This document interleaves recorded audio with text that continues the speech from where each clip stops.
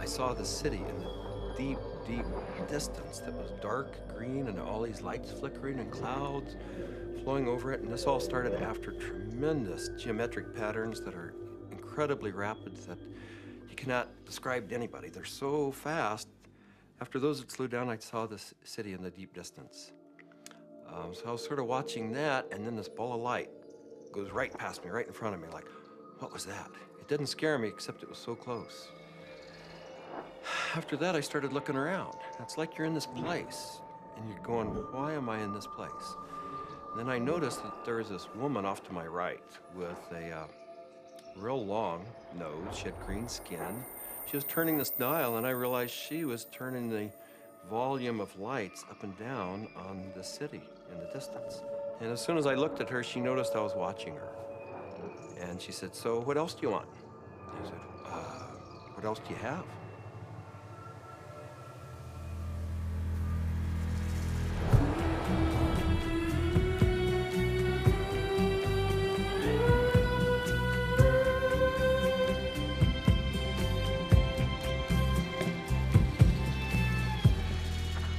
This is the story of DMT, or dimethyltryptamine, a simple compound found throughout nature which has profound effects on human consciousness.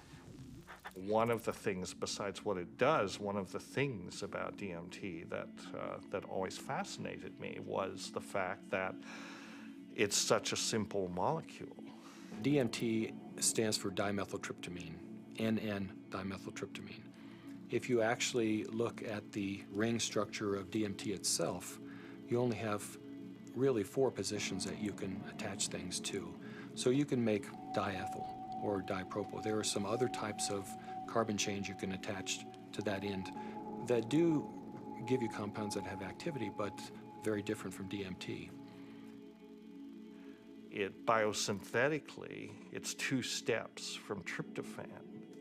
Right, 2 trivial enzymatic steps from tryptophan. Well, tryptophan is an amino acid, of course, and it's everywhere. So all organisms have tryptophan, and all organisms have the 2 key enzymes that lead to the synthesis of DMT. And these enzymes are very ancient enzymes. They're all over the place. They're, again, part of basic metabolism. So theoretically, anything could synthesize DMT. DMT is astonishingly widely available in plants and animals all around the world, but so far nobody really knows why it's there or what its function is. That's a $64 billion question, is why is DMT in our bodies? Why is it in plants and all sorts of mammals? What is the role it plays in humans? The conventional wisdom 30, 40 years ago was that these things had no real function. They were just sort of physiological noise, but that's a very naive understanding. And what we now understand is that these secondary compounds are, in a sense, the language of plants. These are messenger molecules. This is what plants use to mediate their relationships with other organisms in the environment. Why is it that human beings' central nervous system are wired to receive this experience? Must be that, there's important information to be learned. So I don't think it's universally present in nature by accident. It has a real function. We have co-evolved with these plants. There's a purpose and a meaning to it.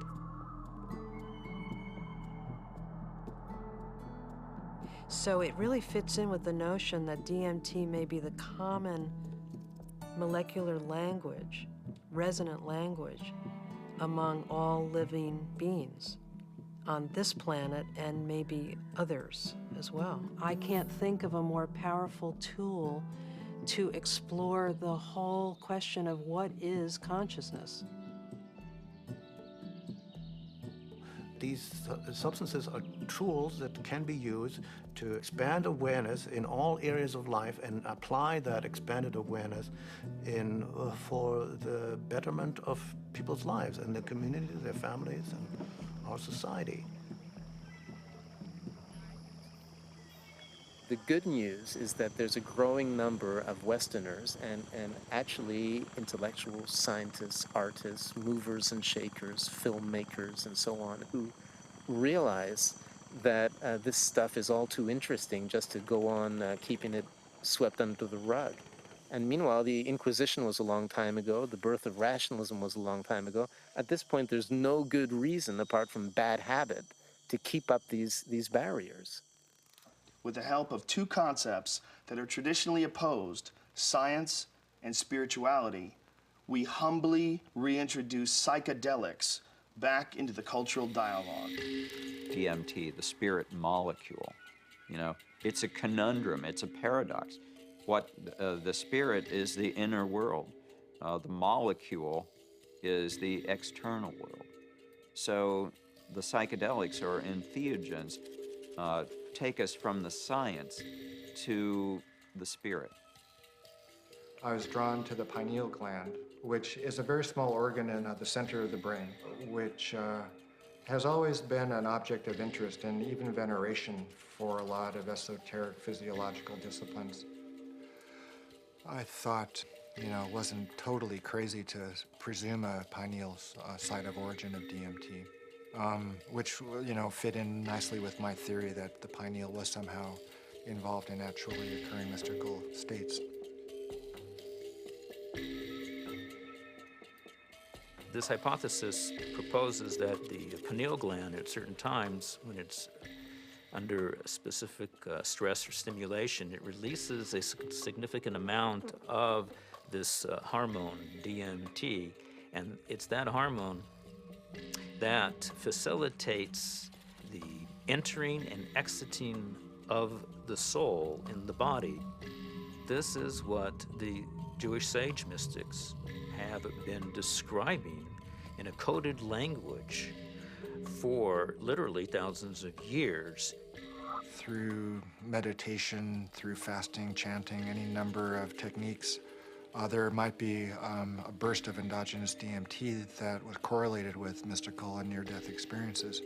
And I had this theory that there is a big similarity between psychedelics and experiences that were possible with a lot of meditation. And that was one of the original findings that led me to start looking for a spirit molecule, for a compound in the brain that elicited mystical experience.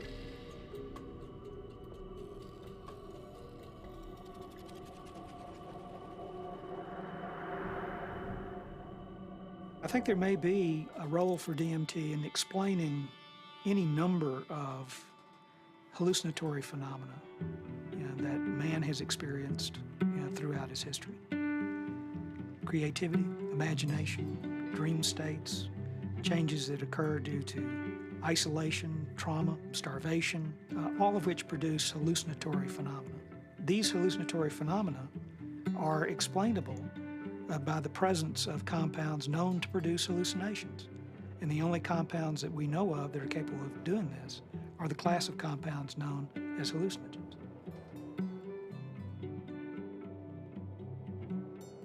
When thinking about spiritual states, I think endogenous hallucinogenic compounds and molecules that the brain can potentially release are probably very relevant to this topic, because on one hand, they may really help us to elucidate what is the neurochemical mechanism of these experiences. I mean, if we can say that there's a release of endogenous opiates, or we can say that there's a release of dopamine or something like that, and we can measure that release and we can see where in the brain those different molecules go, what receptors they activate or deactivate, and hence we can really learn a lot more about what these experiences are, because it really can allow us to match up these experiences that people have with hallucinogens, as well as understanding where they are related in the context of the brain's receptors and the different parts of the brain that may or may not become active.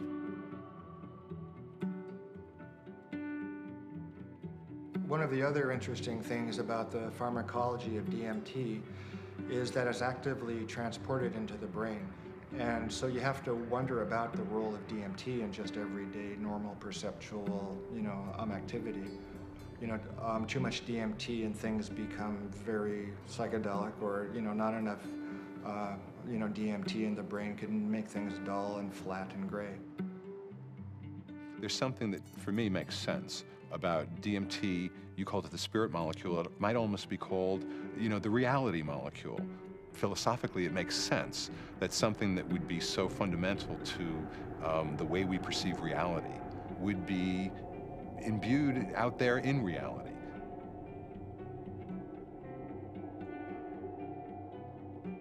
There was a sense around it that there was something special, that it wasn't like anything else. There wasn't like other psychedelics. Its intensity and speed was such that it really produced a different kind of response. I mean, I remember almost getting the sense that it was kind of like a psychedelic bungee jump, that there was a kind of raw leap into this rapidly changing environment that was very different than the more gradual approaches of other psychedelics.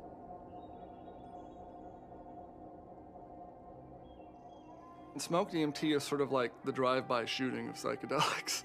You're in one place, bang, you're in another place, and then bang, you're back down. So it doesn't leave a whole lot of room for that narrative of who am I, what am I doing here, why am I in this space, what am I learning? It's almost like there was too much information to process in that few minute span to integrate once you drop back down.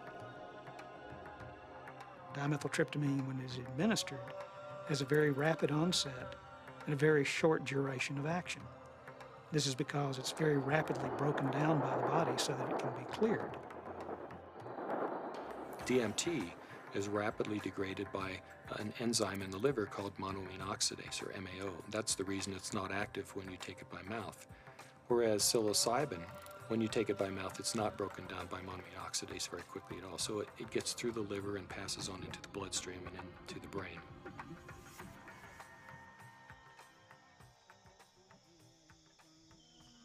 Yeah, I'm very interested in ayahuasca. When I began my studies in the early 1990s, ayahuasca was just starting to make inroads into the West, but it's obviously become a lot more popular in the last 10, 15 years. And the visionary ingredient in ayahuasca is DMT. Through some amazing feat of pre-literate chemistry, the Amazonian natives stumbled upon or combined whatever. I don't know how they did it, but they found that one plant contains DMT and one plant contains an enzyme inhibitor. Combine them, you can drink DMT and it's orally active. So it starts working in a half hour, lasts for 3 or 4 hours. And you can, maneuver a lot more comfortably within that state than you can when you're just smoking it or injecting it. Orally active ayahuasca tends to pick you up and gently carry you into the space and hug you and embrace you and clean you and show you all sorts of mystical visions, and then it very gently brings you back down like you're floating on a feather back to the ground. As valuable as my DMT experiences have been, I feel that there's a lot more enduring value, really, in this folk technology, which stretches it out and makes it a navigable space. Our whole Western, European-derived tradition of distilling alcohols and isolating chemicals and making everything stronger and taking it out of nature and putting it into the biggest punch that we can, I don't think that generally that's the most useful way. I think there's a reason that cultures have learned to turn a 5-minute experience into a 5-hour experience. It seems to me that ayahuasca has had a plan and that it's reached out into the world and brought DMT into many, many thousands of lives in a much bigger canvas than it had reached for the last 10,000 or however many years. And it's done it very rapidly and it's done it with form to go with it. And ayahuasca is much harder for the power structures that we have now. It's much harder for them to put down because it has been part of a legitimate religious and spiritual practice for thousands of years, certainly in the Amazon. And we can't just dismiss all that as primitive mumbo jumbo and superstition. We have to get to grips with that on its own terms. I think that there's a growing number of people who feel this desire to get back in touch with nature, with plants, with animals, and who know that through the shamanic path there's a way of doing this, and that actually these tools, these psychoactive tools for plants like ayahuasca is a very direct way of doing this. Now, it may not be everybody's cup of tea, and I think a lot of people are actually with reason afraid of it.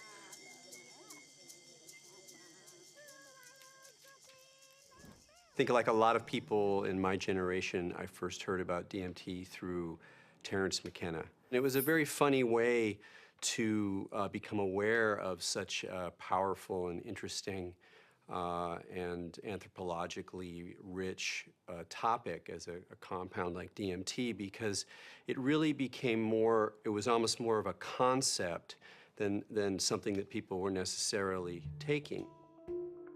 The DMT flash makes it clear that disembodied consciousness is a possibility. I think that the whole tension of history and the tension of life seems to be about the shedding of the body. Terence was he was a good promoter. Basically, he said it's the ultimate metaphysical reality pill. And even though it's not a pill, but I thought that was a pretty good characterization after I took it. It seemed to be of a different order than LSD and mescaline and some of the other things that were around. DMT really did seem to be a whole other level of experience.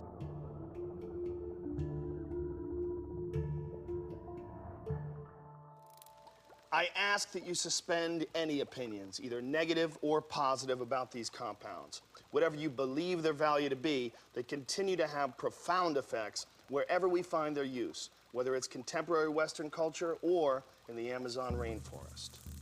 It was in the 50s that the ayahuasca churches started going public. You know, there was a kind of transition from the indigenous Indians in South America to the mestizo people in the cities, and then these churches, you know, the Santo Daime Church and then the UDV Church a little later, started doing ceremonies that would made the ayahuasca accessible not just to Indians, but to urban people in the big cities in Brazil, who are as far from the shamans as we are. In the early 1990s, the UDV established a branch of their church in the United States. In the late 90s, the U.S. Customs Department, along with the DEA, intercepted a shipment of ayahuasca. The church protested the government action. They contended that it violated the Religious Freedom Restoration Act, and the case was heard in the U.S. Supreme Court, and in February 2006, their decision was announced, and it was a unanimous decision on the side of the UDV. Why is it that in the entire Western world, these substances that have been found to be so interesting by hundreds of cultures for thousands of years are prohibited? How did these cultures that consider themselves to be enlightened, democratic, and scientific get to declaring plants illegal? It can seem weird, but there's clearly something deep and revealing about the nature of these societies. Our society values alert, problem-solving consciousness, and it devalues all other states of consciousness. Any kind of consciousness that is not related to the production or consumption of material goods is stigmatized in our society today. Of course, we accept drunkenness, We allow people some brief respite from the material grind. A society that subscribes to that model is a society that is going to condemn states of consciousness that have nothing to do with the alert problem-solving mentality. And if you go back to the 1960s, when there was, a tremendous upsurge of exploration of psychedelics, I would say that the huge backlash that followed that had to do with a fear on the part of the powers that be, that if enough people went into those realms and those experiences, the very fabric of the society we have today would be picked apart, and most importantly, those in power at the top would not be in power at the top anymore.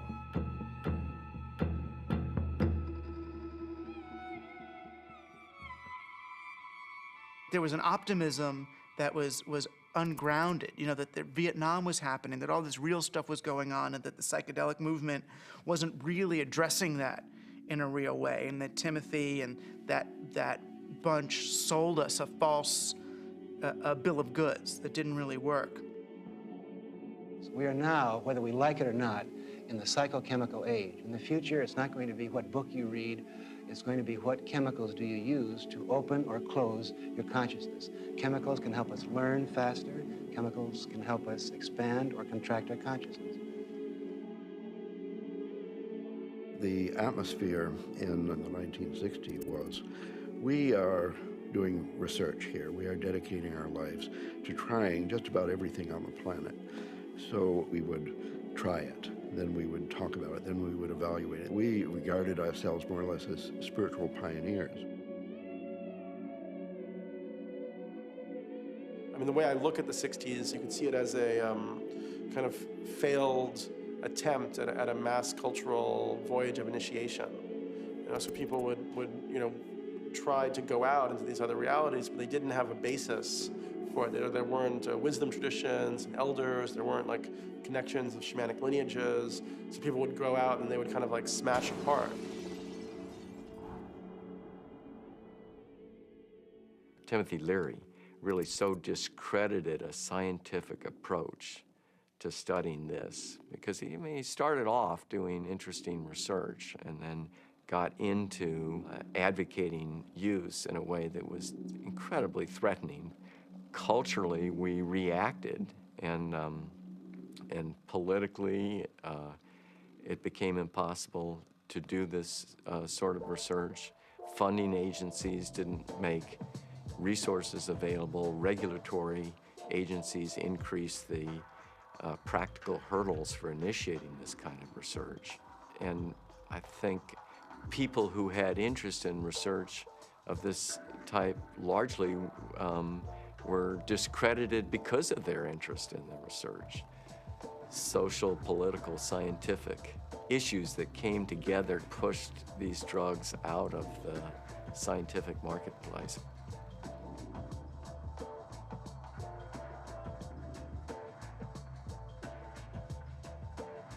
The public opinion in many cases had become that psychedelic research was dangerous. The lay public was uninformed about the true nature of these compounds and what their importance may be in the understanding of perception itself. One of the tragedies to me is that the clinical research on these substances pretty much stopped around 1970. And for me, it's especially tragic because I really believe that these substances played a major role in the development of our philosophy and thinking throughout the world. What a lot of people don't realize is that psychiatry, up until the 50s, the field in general had no concept that neurochemistry played any role in emotion or behavior, which today seems really bizarre. And the discovery of LSD and its potent effects on the human psyche occurred almost contemporaneously with the discovery of serotonin as a molecule in the brain. And it was really when people looked at the structure of serotonin and compared it with LSD that they really began to think, maybe neurochemistry plays a role in brain chemistry and behavioral states. If LSD had not been discovered, I doubt we would have had any of the drugs we have, at least not as quickly as we do for treating depression and so forth. Once these drugs became abused and scandalized, psychiatry had to really work hard, to distance themselves from any valid scientific scientifically meritorious relationship with psychedelics. Being a psychiatrist and saying you want to learn or study about psychedelics, it's not that well received. And I made one mention one time and was discouraged from really bringing it up again for actually a number of years. For cultural reasons, the whole class of compounds got pulled off the clinical bench, and no research has gone on for 40 years. So scientifically, I can't imagine a more exciting area to be pursuing. How does one go about studying these plants and compounds? Plants and compounds which produce unimaginable experiences and appear to shed light on some of humanity's greatest mysteries. In order to answer that question, Dr. Strassman conducted the first human psychedelic research in a generation. One of the things that I had established early on was being able to discriminate between studies in the scientific realm and recreational use. But in the early 1980s, I reviewed all of that literature and could pretty well establish on that if people were really carefully screened and supervised and then followed up, that the incidence of adverse reactions to LSD and related psychedelic drugs was extremely low. The drug or the compound or the chemical that seemed like the best candidate to sort of reopen the U.S. Front on psychedelic research would be DMT. It was really, it was exciting for me because I thought this is the first study in a generation. And not only that, despite the fact that DMT had been used safely in earlier studies and it was this natural component of the brain, DMT is one of the most profound and potent psychedelics known. So it wasn't just an initiation of clinical research, it was a reinitiation of clinical research with an extremely potent drug. I was of the strong opinion that you could do these studies, and Rick agreed. So we had a number of discussions, and at some point the discussion came up, Dave, what if I do all this paperwork and spend all this time and get to the end of things and I'm ready to go and I can't get the DMT? And that was a real possibility because DMT, clinical grade DMT, wasn't a chemical you could just buy off the shelf somewhere. And I told Rick, if you get to that point and no one will make it, then I'll do it. And ultimately Rick got to that point and I made it. The design of the study was fairly straightforward. Give people DMT and measure as many variables as possible. I had to sort of anticipate a lot of objections that would come my way from the regulatory agencies that oversee this kind of research. So at that point began a 2-year process of dealing with not that many regulatory agencies, but fairly monolithic ones. One sort of a sidelight of the protocol was the involvement of a psychiatrist from UCLA named Daniel Friedman. He was kind of one of the grand old men of American psychiatry. And actually, he was one of the people who in the 50s and 60s got their start with psychedelic research. And the main thing that Danny Friedman told us was, don't even get close to psychotherapy. Forget about treating mental illness or alcoholism or anything. Forget that. That's where all the hysteria is. That's where all the fears get up. You're a scientist, Rick. Approach it as a scientist. Do basic, simple measurements. Look at heart rate, cardiovascular parameters. You won't get in trouble doing that. You can get it funded, and it's solid science. Rick did what he said, but then he still was able to get these, accounts of what happened. And that wasn't in the plan. That wasn't really what was proposed in the studies that were funded, and that wasn't what Danny talked about. But those were the spin-off that really made it interesting. Rick Strassman was advertising in some magazine somewhere about wanting volunteers for a particular study in a psychotropic, and I didn't really know I didn't know DMT from STP at that time. And I remember reading that and I'm thinking, oh my God, this is bad. I better get involved in this and make sure that somebody doesn't get hurt and that at least there'd be some sensitivity towards what this stuff is really about. I met Rick's research nurse at a party, and she heard me talking about that I had used peyote ceremonially, and she took me aside and said, there's something that you might be interested in. We're looking for subjects, volunteer subjects, for some unusual research. I was a little concerned that the study participants might be a little obnoxious. Maybe that's not the right word, but you know, people that were just seeking to do a lot of drugs, and they were very professional people.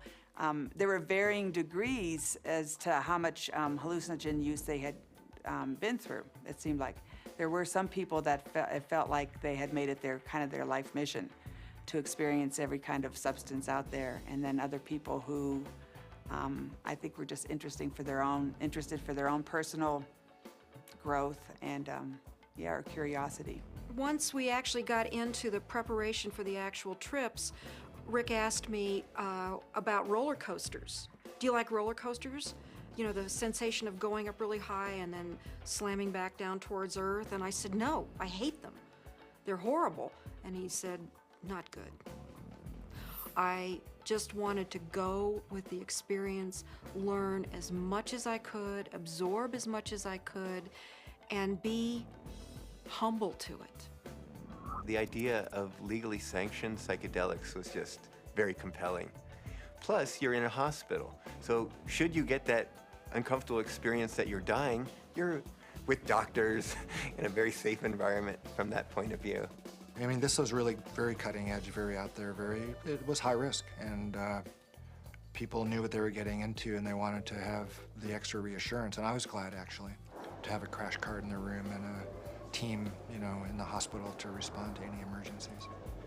You're in this hospital room, and there's all the sounds and the smells and just the prior experiences of being in the hospital. You know, all these negative things come back. So there was the whole environment to be overcome, because little did I know that it didn't matter where I was. I wasn't going to be in my body. I was going to be out in the universe, and it didn't matter where you launched from.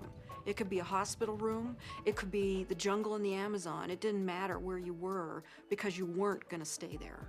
Set and setting is so important. It's even more important than the substance. More important than the substance.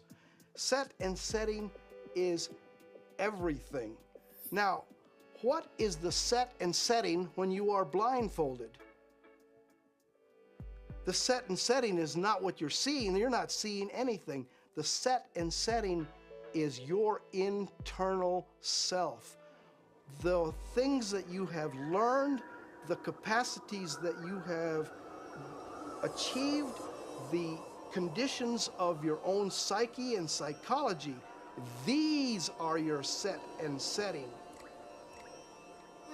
It's the medicine combined with or interacting with the set and setting that creates an effect of safety, of trust, of comfort, and of resourcefulness that makes it possible for you to take some big leaps and receive some big gifts. And if that's not there, you just get terrified. So I didn't really have physical fears so much that they would die or have a stroke. I did have some fears about people's mental health, you know, especially with some of the higher doses. We gave one gentleman who had a lot of experience with the drug one dose, and he didn't think it took him far enough. So then we gave him a higher dose, and he was gone. He was really gone. It reminded me of something from The Exorcist. I mean, he just boom, sat bolt up in the bed, and his eyes opened up, and they were completely dilated and black.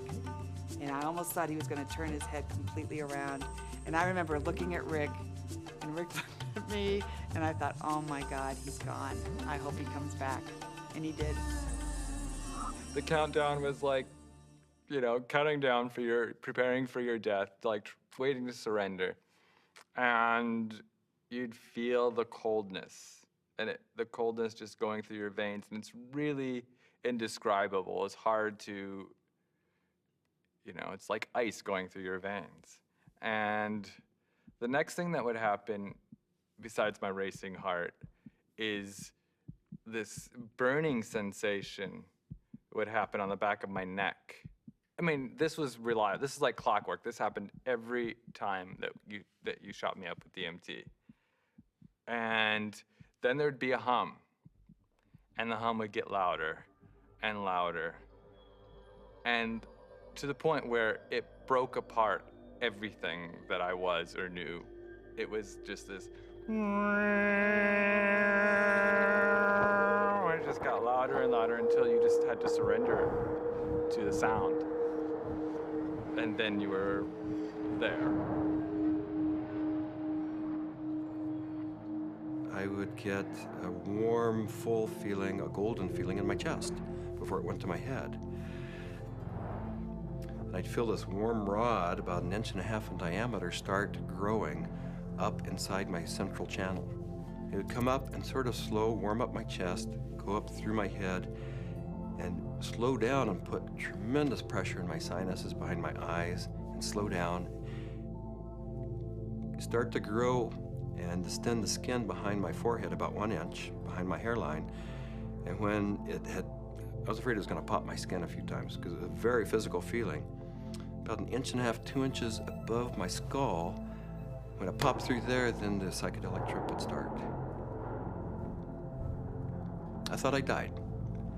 I saw the white clouds, you know, the Renaissance white fluffy clouds with the gods and the angels and all that stuff is what I saw.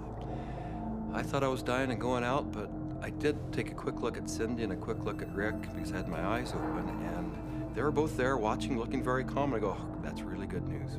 My body looks fine.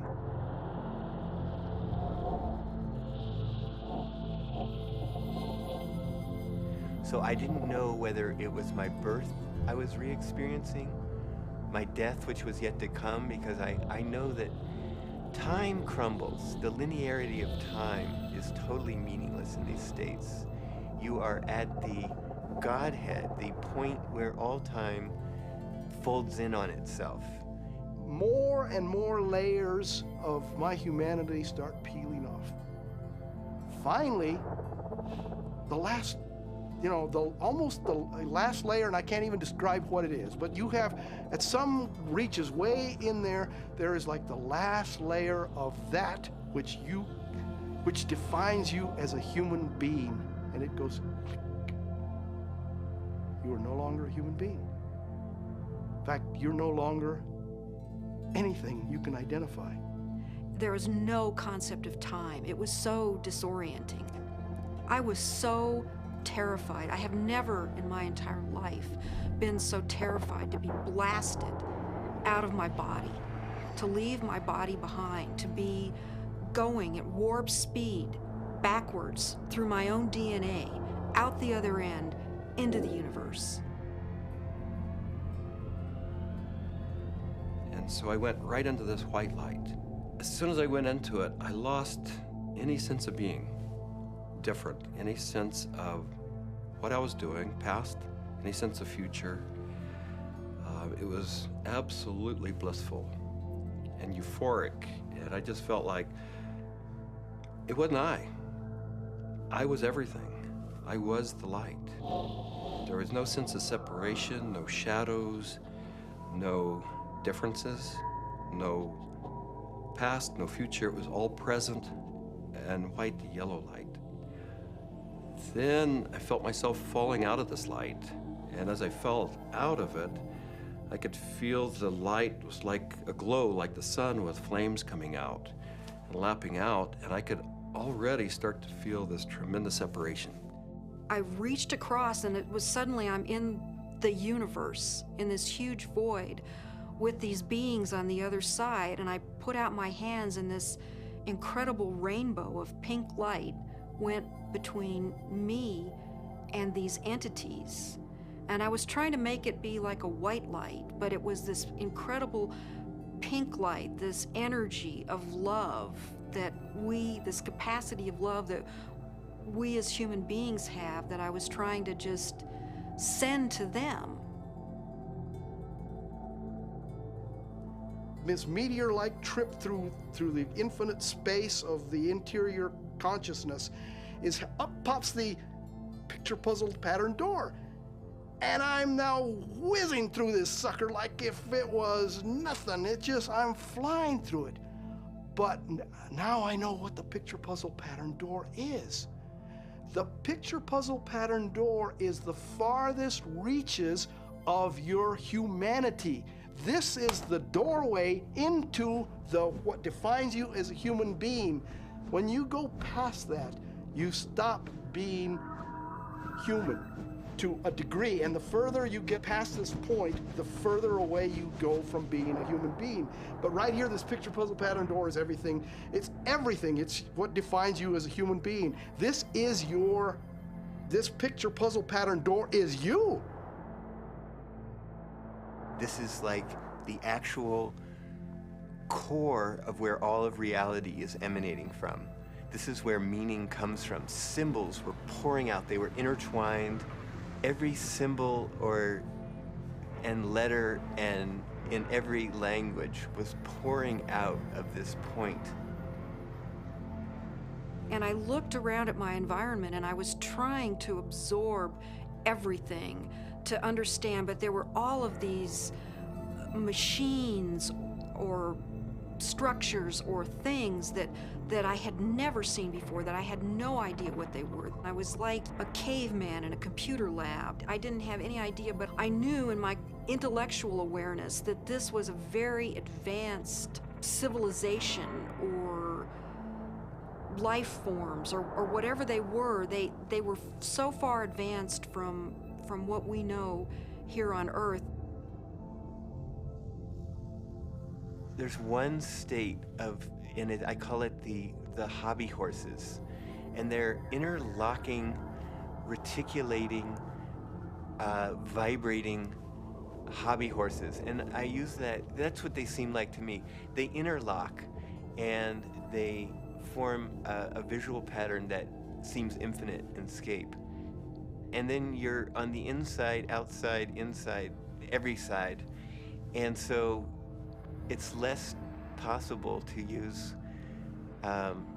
words sort of start to escape you.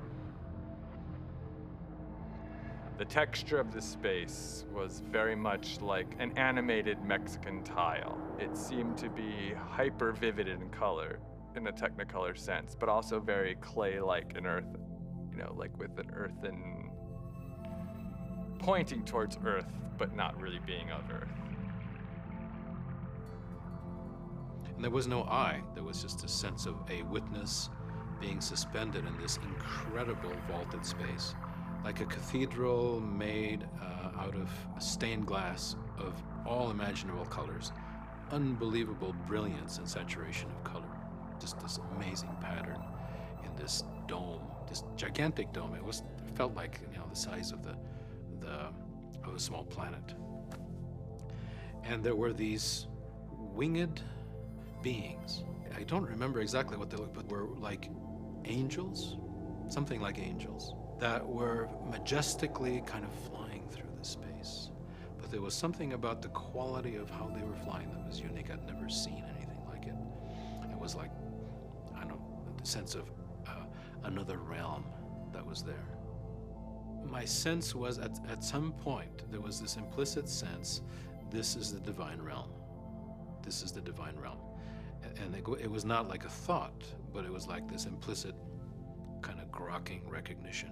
It was all very, very impersonal until I got to the space where I realized that I was in the area where souls await rebirth. And I was there, and I had been there so many times before.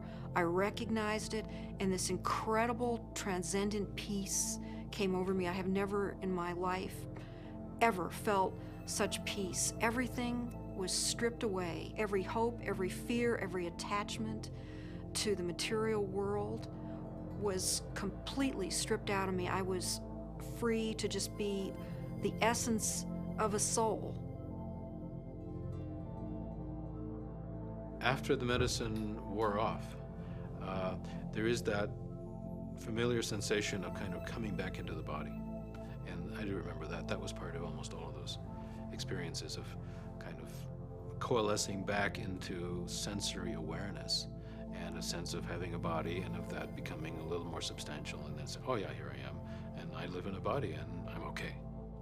So Laura removes the eye shades, and I ask, not really with my eyes open quite yet, I ask, how long was I gone? Because I needed to know. And Rick chimes in like 15 minutes.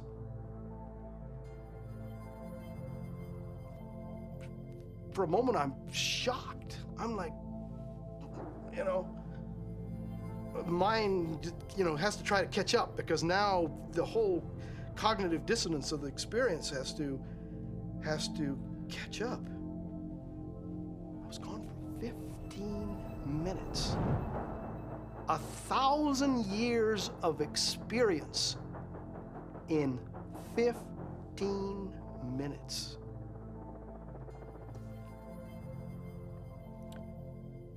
Well, to say the least, it was profound. It was profound.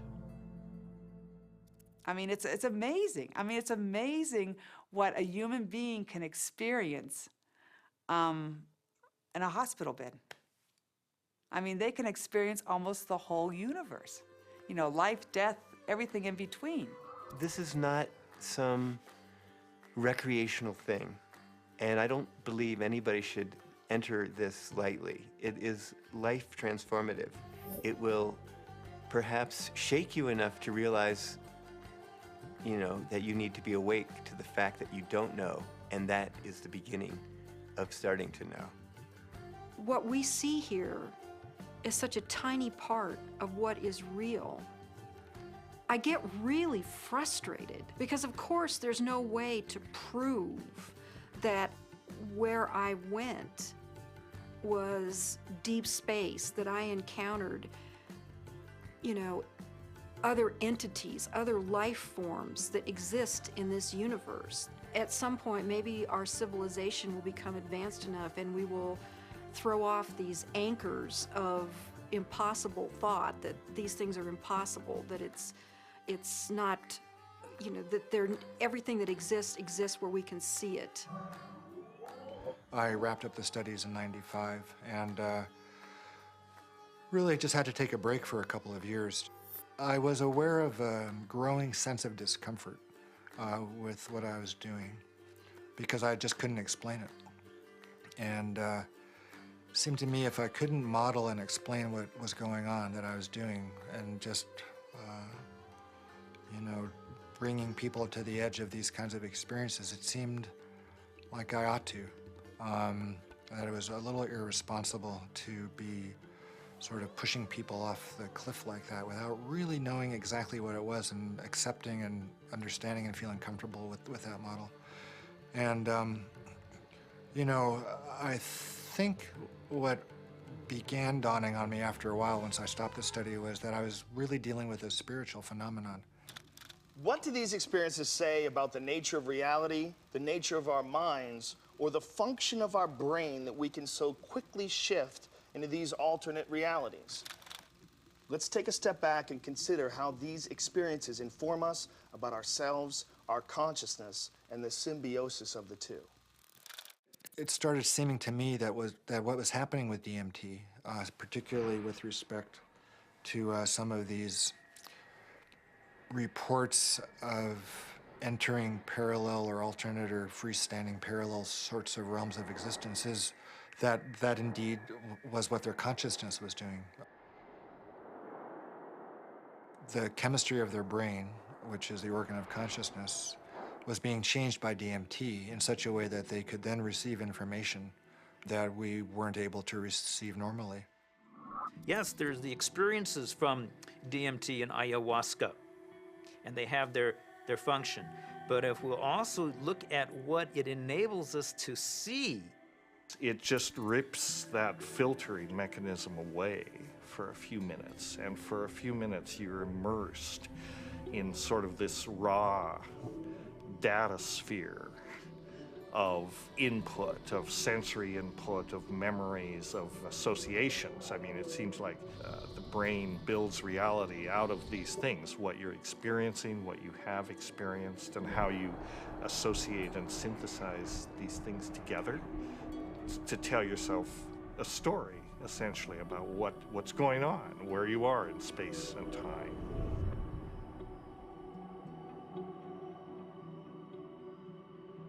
It's the brain that helps us to process all this information and to create for us a rendition of what our world is all about.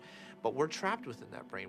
However, in spiritual experiences where people feel that they get beyond the self, in certain types of psychedelic experiences where you have incredible sensory and other types of phenomena, people really feel like they are able to kind of get outside of their brain. We have to take a very big look at what is going on within them when they have the experience and try to understand how it happens physiologically and try to make sense of it from the subjective perspective as well as from the objective perspective. I don't think you can just say, let's just explain it away on the basis of science.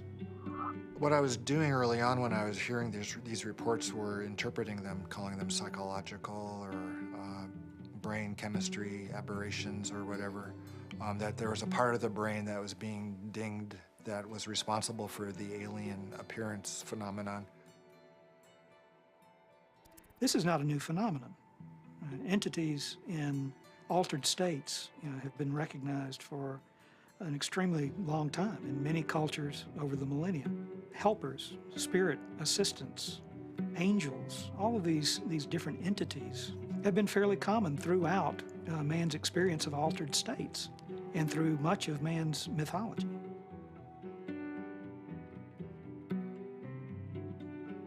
I don't think it's out of the realm of possibility that people are in some way interacting with some sort of an intelligence or sentient being or something that exists at some level that's not in this three-dimensional physical plane. I'm looking at it from a sense of, okay, is the drug healing you? Is it helping you? Or is it giving you the tools? What are you bringing back? What you bring back, I think, has to be something more than there are these entities out there. The best psychedelic explorers are people who realize that even the truths they see on a trip are not truths, but new models, new what-ifs, alternative frames.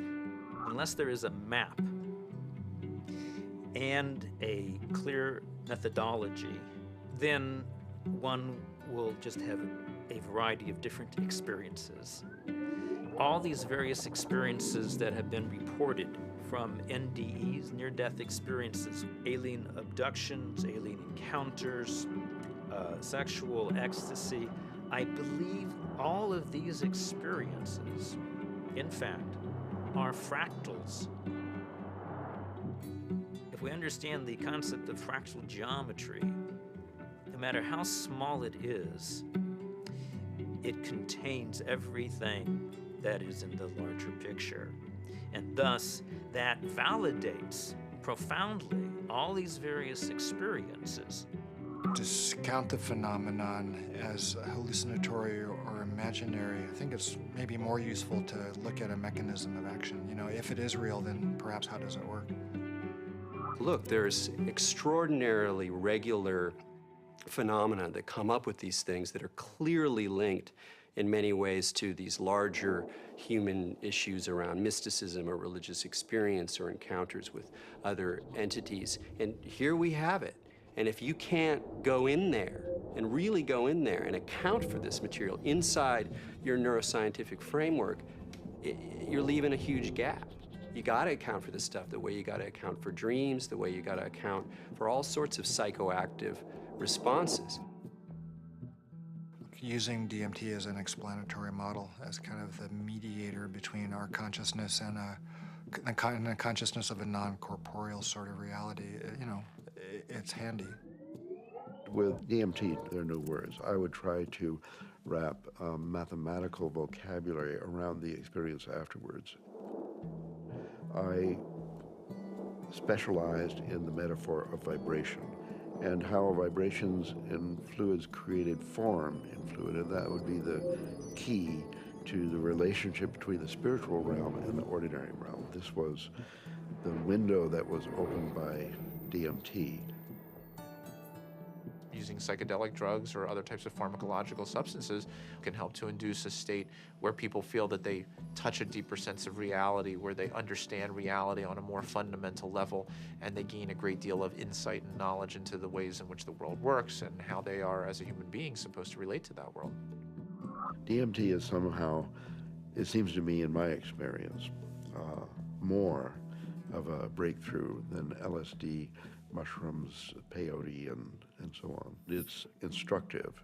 It's more supportive of future evolution and the creation of the future. And it is in itself more of a mystery. How could this little stuff produce something that has intelligence, you know, that is actually a doorway to another reality? So what is the nature of reality, and what is the nature of how we as human beings experience it? Can we understand it better? Are we capable of understanding reality on some very fundamental levels? And what do we need to do in order to prepare for that? You know, there are parallel universes, it seems, at least that's a theory in modern physics. There is dark matter, which is a huge amount of the matter of the universe, maybe 95% or more. As radical an idea, it's just a logical extension in some ways of, instead of using a machine to see more than we normally can see, we're using the brain. There are fields which are undiscovered so far, which have nothing to do with anything that is discovered so far. The gravitational field, you know, was unknown before the year 1604. The electromagnetic field, unknown before the year 1830 or something. All of these, what we call the fundamental fields of mathematical physics, are new discoveries. Dark energy is also even newer discovery, and beyond that are maybe more discoveries yet coming beyond our cosmos itself, in higher dimensions, as they say. I still don't have very much use for the concept of God, but I do believe that there are higher levels, transcendent levels of reality, and I'm actually now starting to really believe that the brain is not the source of consciousness, is not really who we are, but is more like a radio tuner for something way bigger. Are these experiences, spiritual experiences or otherwise, are they created by physiological processes, or is the brain itself responding to something that's going on? And the fact that somebody may actually find a way of turning on their brain to spiritual experiences, again, I mean, I'm not sure that that necessarily diminishes the reality or the realness of what those experiences are about. If the pharmacology or the psychopharmacology of psychedelic experiences turned out to be essentially the same as religious or spiritual experiences, it would help us to understand where these experiences are occurring within the human brain. I'm actually quite convinced that we're probing the biological basis of moral and ethical behavior. I think these primary religious experiences really are at the bedrock of the world's religions.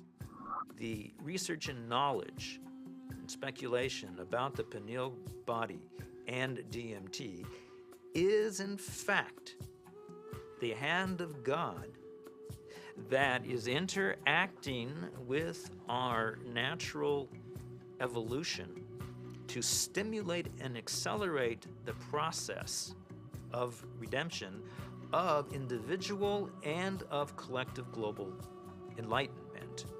Because of my ayahuasca experiences, I consider myself a spiritual person. I know things now that I could never have known otherwise. This experience is so familiar for a lot of different people, and is so easily acquired, and so much information comes with so little effort that it is a kind of a miracle. It's a miraculous way for us to transcend ordinary reality and obtain maybe an intimation of what's necessary for survival.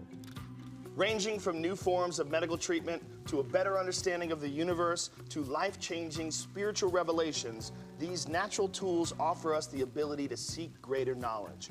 Tools that could positively affect life on our planet. Let's answer Dr. Strassman's question. If so, so what? Because of the collapse of consciousness, spiritual and scientific knowledge split apart. Both these modes of knowing have to come together. In other words, science and technology, from a traditional religious perspective, is not an extra. It is part of the process by which humanity is going to evolve into its next stage. How do we find like the right form for psychedelics in the future. I mean, assuming that psychedelics are part of the human future, right? For that, at the moment, they're still, you know, generally repressed and suppressed and legal. If that were to change, you know, how would we begin to construct a kind of system that would allow for a kind of rational and mature exploration of psychedelics? I think that the name of the game is to show science the pertinence of this somewhat outlandish realm.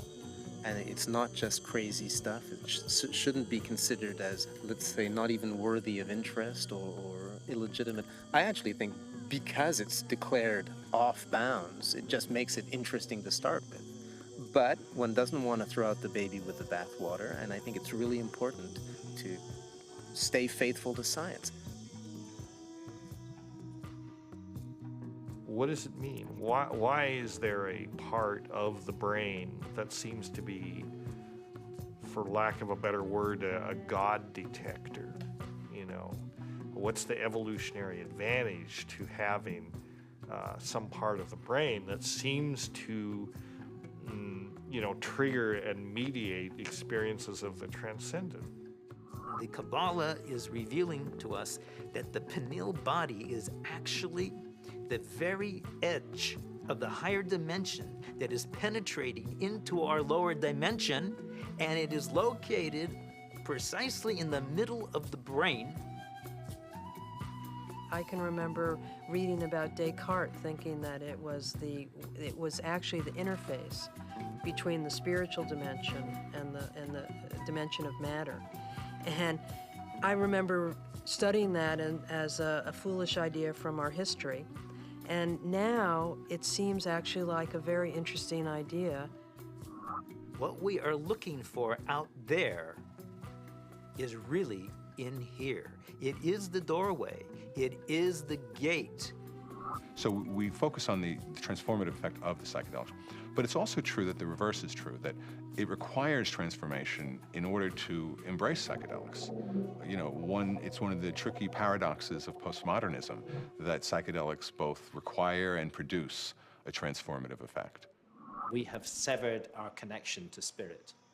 That's what our society has done. It has sought to persuade us that the material realm is the only realm, and the only way we're going to recover is to reconnect with spirit. And I truly believe we need the help of the plants in order to do that. Part of our work is to respect these medicines and then to change the culture enough that people doing them can be respected and held. And not everybody needs to do them. Not everybody should or wants to. But that it isn't pushed to the side. And so part of that does involve then research, because that's how in our reductionist society we validate things. With the passing of the years and the opportunity for sober reflection, I think there's a growing appreciation that there may be something to gain from studying these compounds, that there's a lot we can learn, and there may very well be treatment models, particularly for patient populations for whom conventional treatments are ineffective, for whom the psychedelic model, when utilized optimally, may provide great benefit. I think the most important thing that we could do right now that would be fairly straightforward to do is to ask and answer the question of whether ayahuasca could help people who have drug and alcohol abuse. And given that we know that DMT and similar alkaloids have a very strong effect on the same receptor sites that are involved in depression, and the notion that most people, in my experience, who use drugs and alcohol are self-medicating a deep depression or an anxiety. I've had permission now over the last few years to utilize psilocybin, which is the active alkaloid in hallucinogenic mushrooms, in the treatment of patients with advanced stage cancer who have anxiety. We're treating the anxiety, not the cancer. Now, you know, psilocybin is 4-phosphoryloxy-N,N-dimethyltryptamine, so obviously, from a chemical structure point of view, you know, very similar to DMT. Ultimately, what I want to do is see these things used in the way that they were used traditionally, to heal people, help people. And right now, helping people come to terms with dying. It changes your whole relationship to your death, your impending death. Believe it or not, you're gonna die. And now, with this tool of having crossed over already, some of the fear around that will disappear. Now I'm beginning to wonder whether consciousness may actually survive biological death, that maybe the model that we've been working under in psychiatry and the behavioral pharmacology model is just wrong. It's backwards, actually. That consciousness is primary in the universe and matter is a result of. Utilizing substances like DMT or 5-methoxy-DMT may really help us prepare by practicing a transient dying experience. Thus far, we're observing very positive effects in regards to the nature of experience during the session and then subsequent effects on mood regulation and anxiety control, pain perception, and overall quality of life for cancer patients. By and large, our subjects do quite well in the time they have remaining. For those people who do come to terms with it, part of it is a recognition that these psychedelics open up a space that they weren't aware existed and sort of give them a vision of what could be past death, as well as a better perspective on the accomplishments they've made in life, a better feeling about what they've done in their own lives. But I think all people who have psychedelic trips and meditations and so on are poking more or less into the same higher realm and receiving some information from there. If we can develop this could be absorbed into ordinary science that we could approach with the scientific method and so on, then our intelligence, our capability of survival on planet Earth would be increased. I mean, we're a dying species. We live on a dying planet. We're killing the planet. So our disease is extremely serious. And therefore, we're desperate to find new information, ideas, and so on that can transcend. We have to evolve. And I think our intellectual evolution may be predicated upon the psychedelic pioneers. It's so easy to change the world. I mean, and that's the kind of thing that you can see on psychedelics. If you don't get trapped in the beauty and awe of the psychedelic experience itself. You know, it's like looking through the chandelier of reality from a different vantage point. You know, you can now project through those crystals in another way, and it's beautiful. But, okay, now come back, you know, now come back.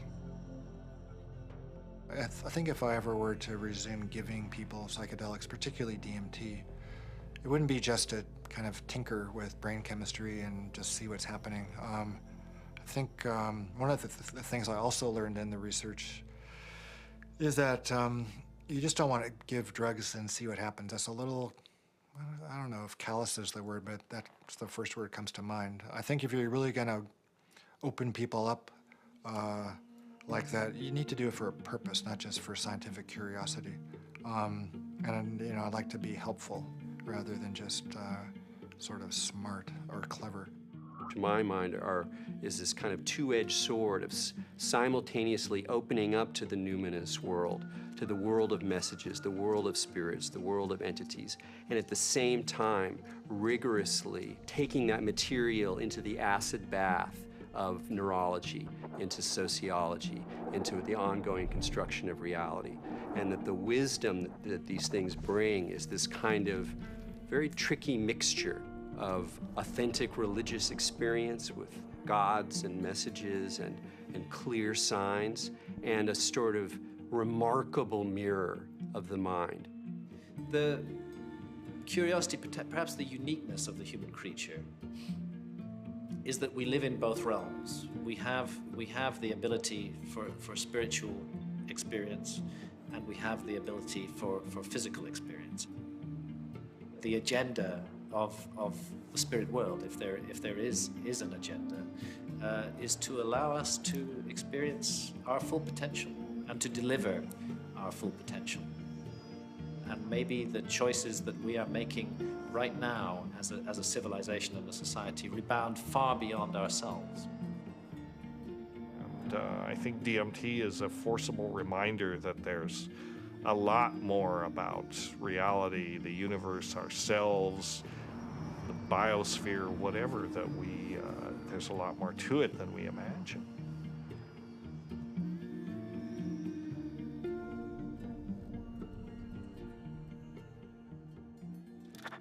It seems our reality is not the only reality. Occasionally, the cracks reveal themselves and may even want to be discovered. As humans, we are creatures that thirst for knowledge. We spend time, money, and infinite energy searching for it, in schools, in churches, in business, and in technology. Knowledge is power, and thus our greatest quest. Dimethyltryptamine, a molecule with a complex name and the simplest ability to unlock the door to another dimension, and perhaps, just perhaps, our future evolution.